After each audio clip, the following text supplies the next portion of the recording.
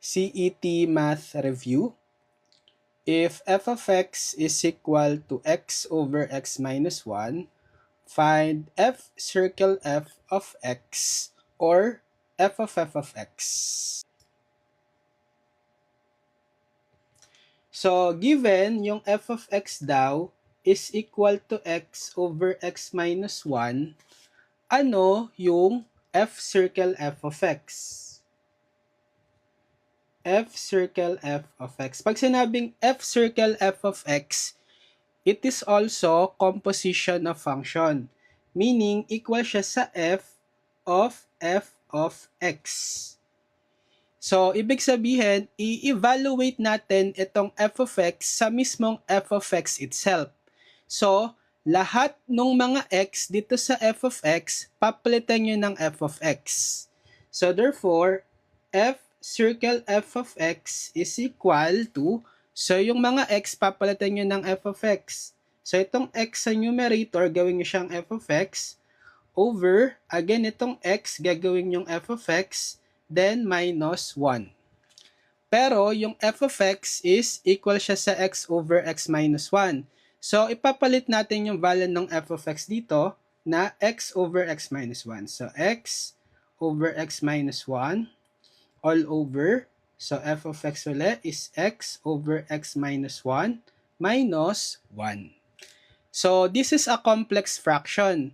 So, isimplify natin into a single fraction. How? Pinakamadaling process dito is imumultiply nyo both numerator and denominator by the LCD. Nung mga involved denominator sa numerator and denominator. So, anong LCD? Ano ba yung mga involved denominator? So, diba x minus 1 lang naman? Pareho sila sa taas at sa baba. E di yun yung LCD natin. So, yun yung imumultiply natin both numerator and denominator para ma-simplify yung complex fraction. So, dito sa numerator, pag minultiply natin, makakancel mo tong x minus 1, right? So, x na lang matitira. Tapos sa denominator, etong x minus 1, i-distribute din natin.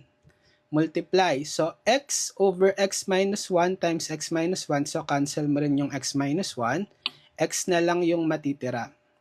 Then, minus 1 times x minus 1, edi x minus 1. And simplifying further, so magiging x over x. Etong negative, i-distribute natin. So, magiging negative x. Then, negative times negative 1 is positive 1. So, di ba makakancel natin itong x minus x is 0. So, anong matitira? X over 1 or simply x. So, kaya the answer is letter A. The vertex of the parabola y equals negative x squared plus 4x minus 7 is...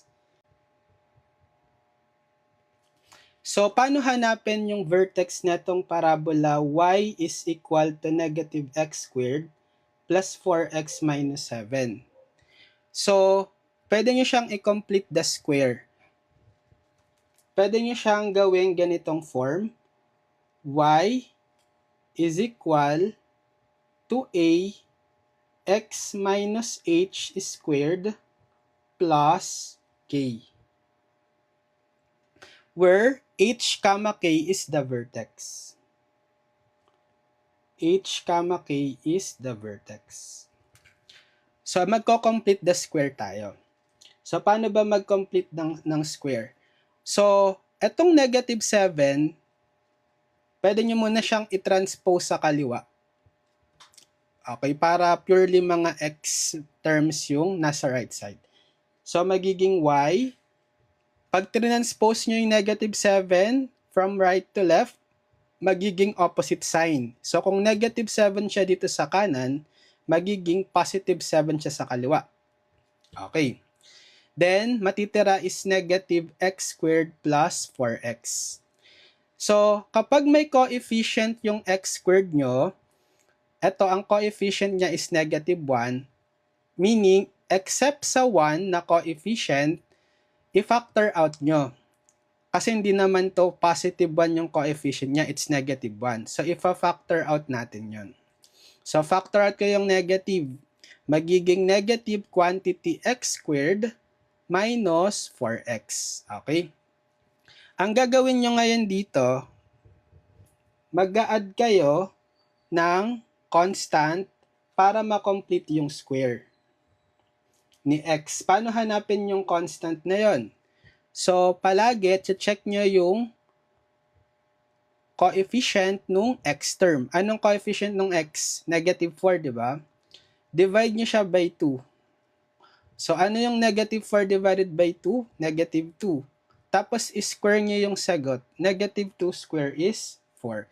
So, ibig sabihin, ang magpapacomplete ng square netong x is 4. So, mag-a-add ka ng 4 dyan. So, kapag nag-add ka or nag-minus ka sa right side, hindi pwedeng hindi mo ibabalance sa left side kasi binago mo na yung value ng function kapag ganon. So, gagawin din natin sa left side yung ginawa natin sa right side. Nag-add ba tayo talaga ng 4? Actually, hindi tayo nag-add kasi affected itong 4 dito sa negative. So, ibig sabihin itong negative 1, ita-times 4 mo siya. So, ang equivalent na ginawa natin is nag-minus 4 talaga tayo. Okay? So, para mabalance yung pag-minus 4 sa right, gawin din natin sa left. Mag-minus 4 din tayo dito. So, diba, y plus 7 na to, minus 4. Yan. So, ano na tong magiging left side? Y plus 7 minus 4 is positive 3. Equals negative quantity. So, paano i-factor kapag quadratic, perfect square na quadratic trinomial na? Kuhain nyo lang yung square root ng x squared. Square root ng x squared is x. Ano yung sign nung middle term? Negative. Copy nyo. Tapos, kuhain nyo yung square root ng constant na inad. Square root ng 4, 2. Quantity squared. Okay? Tapos, ibabalik natin dito sa form na to, itong positive 3, transpose nyo sa kanan para maging y is equal to negative x minus 2 squared. So, from positive 3, transpose mo sa kanan, magiging negative 3. So, pwede nyo nang i-pattern dito sa form na to. Ano yung h? Yung h natin is 2, right? 2, ano yung k? K natin is negative 3. So, kaya, yung vertex is at 2, negative 3. Letter B. Solve for x in the equation x plus 1 times 2x minus 5 equals x minus 2. So, solution. So, solve natin daw tong equation. X plus 1 times 2x minus 5 is equal to x minus 2. So, anong gagawin natin muna? Diba meron tayong product ng dalawang binomial? Ifo-foil natin. So, paano mag-foil? Multiply natin to. X times 2x first to first is 2x squared. Then, outer to outer, multiply x times negative 5, negative 5x. Tapos, inner to inner, 1 times 2x is positive 2x. And then, L, last to last, 1 times negative 5, negative 5. Equals x minus 2. So, meron ba tayong mako-combine dito? So, 2x squared minus 5x plus 2x, negative 3x. Minus 5 equals x minus 2. So, as you can see, yung highest exponent ng x is 2. So, quadratic siya. Ngayon, para naka-standard form, naka-equate sa 0 sa right side, ita-transpose natin tong mga terms from right to left. So, magiging opposite sign sila. So, magiging 2x squared minus 3x minus 5 minus x, kasi positive siya sa kanan. Transpose mo sa kaliwa, magiging negative na siya. Etong negative 2, magiging positive 2, equal 0. So, meron tayong pwedeng makombine. 2x squared minus 3x minus x. Negative 4x, right? Tapos, negative 5 plus 2 is negative 3. Yan. So, sa quadratic equation in standard form, meron tayong different methods. Completing the square, quadratic formula, or factoring. Pero I don't think factorable siya. So, kung gusto nyo, diretsa na, quadratic formula nyo na siya. So, ang formula natin ng quadratic is to solve for x is equal siya sa negative b plus minus square root of b squared minus 4ac over 2a. So, given dapat yung form nyo na ax squared plus bx plus c is equal to 0. Yung standard quadratic equation. So, ano si a? A is yung coefficient ng x squared na 2, right? Ano si b?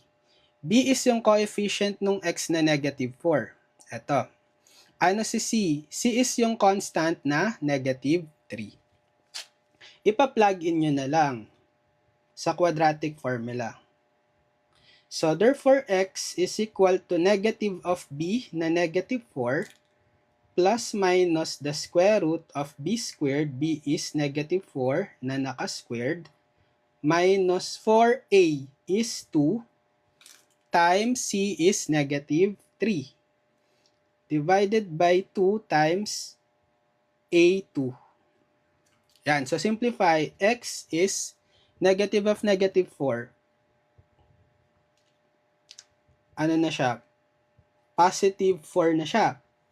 Plus minus the square root of negative 4 squared is 16 minus 4 times 2 times negative 3. So, magiging positive to, no? 4 times 2, 8 times 3, 24 divided by 2 times 2, 4. So, magiging x is 4 plus minus the square root of 16 plus 24. 0, 40 over 4. Tapos, sa radical, kapag meron pa siyang simplified form, kapag meron itong factor na isang perfect square, makakalabas siya sa radical. Meron bang factor si 40 na perfect square? Meron, di ba? 4 times 10. Yung 4 is a perfect square. So, isi-simplify ko pa siya as 4 plus minus square root of 4 times 10. Para may extract natin yung perfect square na 4. So, x is equal to 4 plus minus, ano yung square root ng 4? 2. Tapos may iwan sa square root si 10 kasi hindi siya perfect square. Ngayon, sa 4 tsaka sa 2, pwedeng yung i-factor out yung 2, right? So, magiging 2 times 4 divided by 2, 2, plus minus 2 square root of 10 divided by 2, so square root of 10 na lang, divided by 4. And then, makakancel nyo ngayon itong 2 sa 4. Diba? Kasi may GCF sila na 2, 2 divided by 2, 1, 4 divided by 2, 2. So, ang magiging final answer natin is 2 plus minus square root of 10 all over 2. Ito yung value ng x. So, dalawang value kasi plus minus. Letter B. Find y if the slope of the line segment joining 3, 5 and 6, y is negative 4. So, ano ba yung formula ng slope? Find y if the slope of the line segment joining 3, 5 and 6, y is negative 4. Ang formula ng slope, if you recall, is rise over 1, right? Rise over 1. So, kung meron kayong dalawang points, x, 1, y, 1, and x, 2, y, 2, ang formula niyan is change in y over change in x. So, bale, y2 minus y1 over x2 minus x1. So, ang given natin is, di ba 3, 5, unang point. Tapos, yung second point is 6, y. Okay? So, sige, pangalanan nyo to as the first point. Therefore, si x, 1 is 3. 5 is y, 1. Dito naman, 6 is the x, 2, and y is the y, 2. Tapos, given yung slope na negative 4. Sige, so negative 4 is equal to the formula y2 minus y1. y2 is y minus y1 is 5 divided by x2 minus x1. x2 is 6 minus x1 is 3 minus 3. So, simplify natin. So, y minus 5 over 6 minus 3 is what? 3 equals negative 4. Pwede nyo i-cross multiply na lang tong 3 dito. So, magiging y minus 5 is equal to negative 4 times 3. So, y minus 5 is negative 4 times 3 is negative 12. Yan. So, itatranspose nyo na lang tong negative 5 sa kanan, masasolve nyo na si y. Y is, so pag nag-transpose kayo from left to right, magiging opposite sign dapat. So, negative 12 magiging plus 5 na siya. From negative, pag tinranspose mo sa kanan, magiging positive. So, therefore, ano si y? Negative 12 plus 5, negative 7. So, the answer is letter B. What is the center of the circle? X squared plus y squared minus 6x minus 2y plus 6 equals 0. So, kapag naghahanap kayo ng center nung circle given in hindi siya standard form, general form, kasi ang standard form ng circle is center radius form x minus h square plus y minus k square is equal to r square. So, yung h, k dito is the center. H, k, siya yung center. So, kung naka-expand yung given general equation ng circle, pwede nyo i-complete the square. Sige, complete the square natin. X plus y square minus 6x minus 2y plus 6 is 0. Ang gagawin nyo, pagsasamahin nyo yung mga x term tsaka mga y term muna. So, x square minus 6x, tapos mag-iwan kayo ng constant na blank para makomplete yung square ni x. Next, pagsamahin yung mga y terms, so y squared minus 2y, tas mag-iiwan din kayo, mag-add kayo ng blank for the constant para makomplete yung square ni y. Tapos, etong constant 6, i-transpose nyo sa kaliwa, ay sa kanan pala. So, from positive sa kaliwa, transpose mo sa kanan, magiging negative 6. So, paano hanapin tong mga constant na to, yung blank, para makomplete yung square ni x and y? So, i-check nyo lang palagi yung coefficient nung x or nung first power ng variable. Ano yung coefficient nung x? Negative 6. So, divide nyo yan palagi by 2. Negative 6 divided by 2, negative 3. Tapos i-square nyo, negative 3 square is 9. So, therefore, 9 yung i-add ko para complete yung square ni x. Pero, hindi pwedeng nag-add ka lang sa left side. Babalance mo yon sa right side. Kung anong ginawa mo sa left side, gagawin mo rin sa right side. 'Di ba nag-add tayo ng 9 sa left? Mag-add ka rin ng 9 dito sa right. Okay, para balance. Dito rin, sa y, ano naman yung blank na to para constant na i-add para makomplete yung square ni y?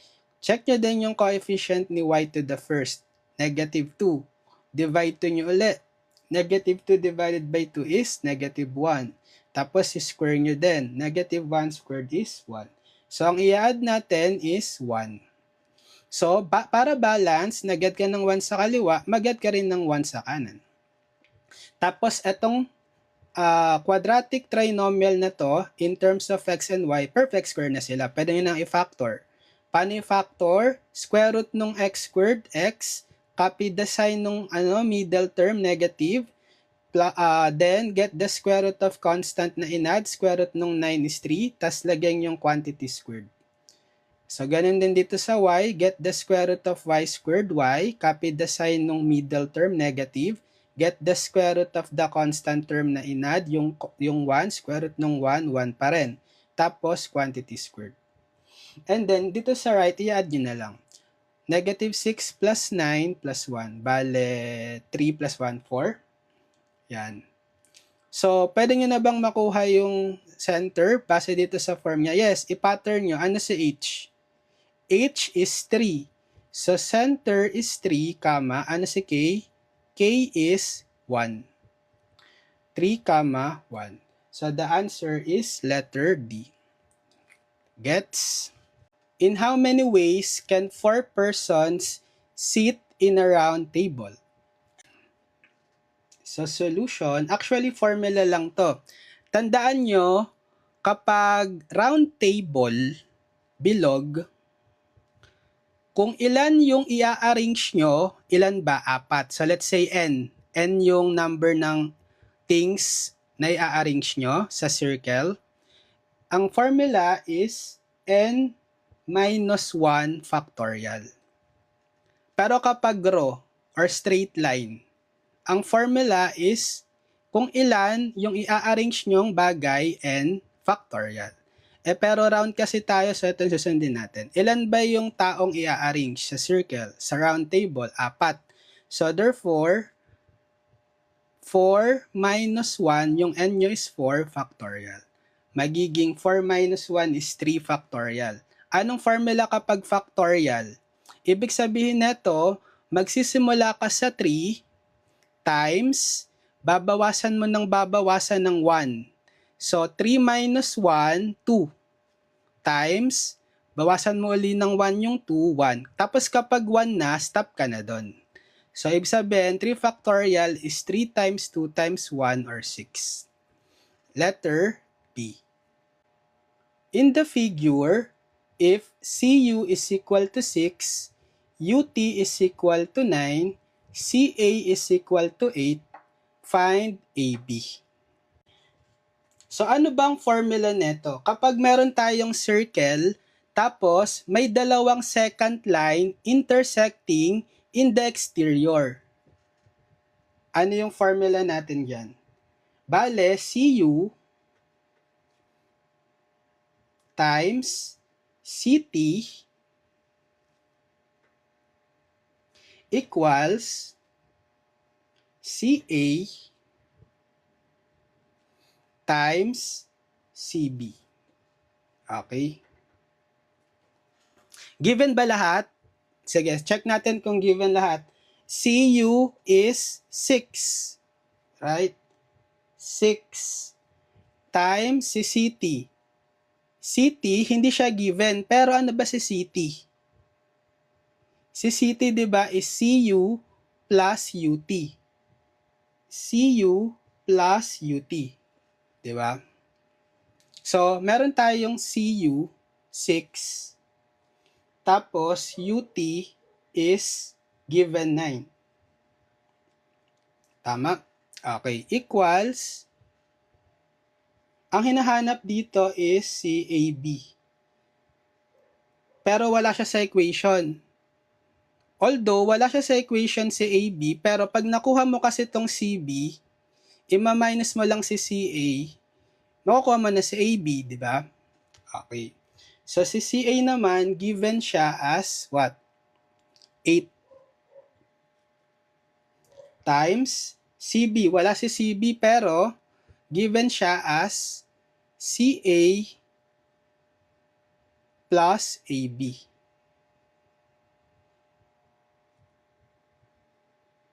So, CA plus AB.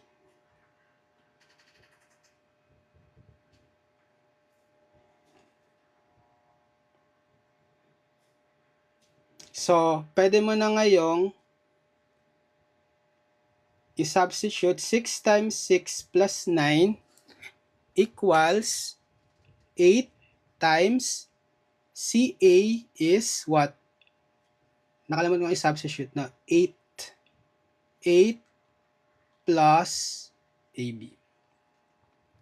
Okay, so pwede natin tong i-simplify na. Yung 6 plus 9 is 15.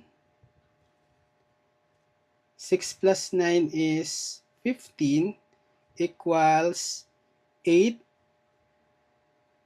Distribute natin yung 8. 8 times 8, 64 plus 8AB. So, ano yung 6 times 15? 6 times 15, 6 times 5 is 30. 6 plus 1, 6 times 1, 6 plus 3, 90. Okay? So 90 is equal to 64 plus 8AB. Yan. Itatranspose ko si 64 dito. So 90 minus 64 is 8AB. Yan. Ano yung 90 minus 64? Hiram ka ng 1 sa 9. Bale, 10 minus 4, 6. Etong 9 magiging 8. 8 minus 6, 2. 26. Equals 8AB. Tapos, di-divide lang natin both sides by 8.